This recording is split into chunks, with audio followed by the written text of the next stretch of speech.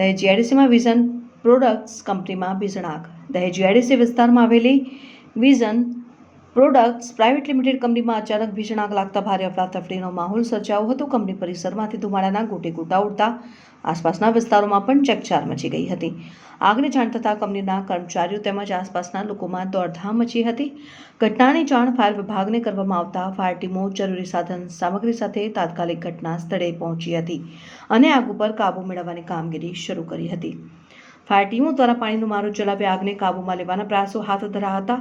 આગ કયા કારણોસર લાગી તે અંગે હાલ ચોક્કસ કારણ સામે આવ્યું નથી. આગની ઘટનામાં કેટલું નુકસાન થયું છે તેમજ કોઈ જાનહાનિ થઈ છે કે કેમ તે અંગેની સત્તાવાર વિગતો તપાસ બાદ સામે આવશે. દહેજના ઔદ્યોગિક વિસ્તારમાં આગની ઘટનાઓને પગલે ફરી એકવાર ઔદ્યોગિક એકમોમાં સુરક્ષા વ્યવસ્થાને લઈ સવાલો ઉઠ્યા છે.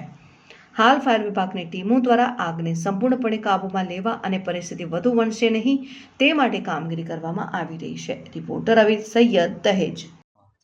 આજે સવારે વિઝન પ્રોડક્ટ પ્રાઇવેટ લિમિટેડ વાવ ગામે તાલુકો વાગરા આગ લાગવાની ઘટના બનેલ છે. તે બાદ ઘટનાની જાણ થતાં સ્થળ પર ફાયર ફાઇટર સમિટની બધી સુવિધાઓ આપણે ઉપલબ્ધ છે.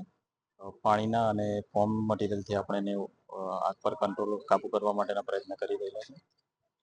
હાલ જાનહાનિના કોઈ સમાચાર નથી અને કંપનીના પ્રતિનિધિ સાથે પણ આપણી વાત થઈ છે. એમના જણાવ્યા મુજબ પણ કોઈ જાનને એમને હાનિ નુકસાન છે નથી.